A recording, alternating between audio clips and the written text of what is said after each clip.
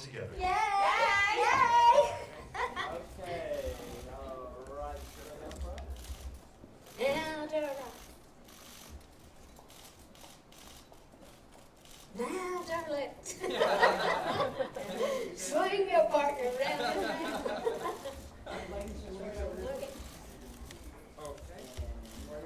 You direct it now. Me? Let's go right here. And Jennifer had sent in a tape, a video, and she'd darkened her hair. I didn't even realize it was her. And so we were just looking. I said, "That's Mama, that's Mama." And they said to me, "Do you know who that is?" And I said, "It's Mama." They said, "That's Jennifer Nettles." I said, "You've got to be kidding me." So the rest is going to be history because I thought Jennifer was so perfect. My mom had that sweet, gentle way, that beautiful bone structure, although my mom had brown eyes. But anyway, Jennifer was just the perfect person, and I am so proud of you. I'm so proud of how she did that. And my mom, who I know is watching, would be so proud. Thank you. She's a good nation. But all the others, my grandpa Jake, my grandpa was a big influence in our lives, and I'd always loved Gerald McCraney and Sam Haskell, who's my partner and executive producer of the movie. He said, "I think Gerald McCraney would be great." And I said, "I think you're right." So anyhow, it just all fell in place. I really believe this is a very blessed project.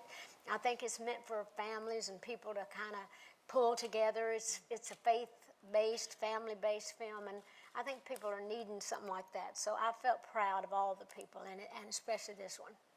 And you just try to stay open and stay receptive, to what comes your way and do things that fill your heart with joy, and this movie definitely does. I mean, I would have never believed if you had told me that I would have been able to have the career that I've had thus far and make the music that I've made and be sitting here with Dolly Parton, who is absolutely, one of my heroes and such, really just, I emulate you in so many ways in terms of your work and all you have done as a songwriter and a musician and a businesswoman and an actress.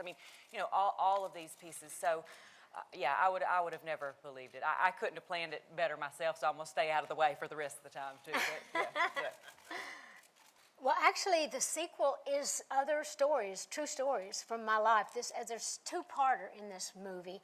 It's called Circle of Love, and the Circle of Love represents, of course, the family circle and the halo and the crown of thorns and Jesus' birthday, but also is that whole thing about one of the stories in this is when we, as children, and my dad all made up money one Christmas to buy Mama a wedding ring. She had a house full of kids and never had a wedding ring.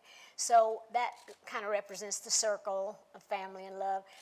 And then there's another part in the movie. It's about a Christmas miracle that actually happened to us when we got snowbound and got snowed into our little cabin. We were right up in the hollow, and we almost died. We almost froze to death. My daddy was gone, and we were out of food, and we couldn't get out. And so anyway, it's about a miracle through prayer that Mama had. So anyway, all of the stories about the coat of many colors, and if we wind up doing a sequel, which we might, it'll be called Life of Many Colors, but it'll all be based on different stories that really happened to us or my people at some point along the way.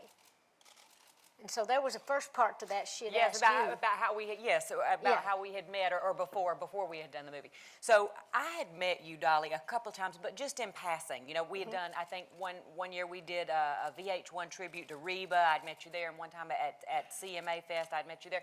But this was just in passing, and obviously as a fan and being blown away, having the opportunity to get to know you a bit more through these movies, not only in the times that we've spent together, but when you play a role like that. I was super excited for this sequel, I will be honest, not only in the opportunity as a process to get to make the movie, but to learn more about the story and learn more about your story as a little girl, to get to hear those stories continued, because we see obviously in you a woman that everybody knows, and we have these ideas about you, but to get to know the person from your story and your childhood, I think that makes it so much more intimate, and to get to play your mom, which is such a sacred relationship. It you know really what I'm was, saying? and you did it so well. And like she said, we didn't actually know each other, we just spoke.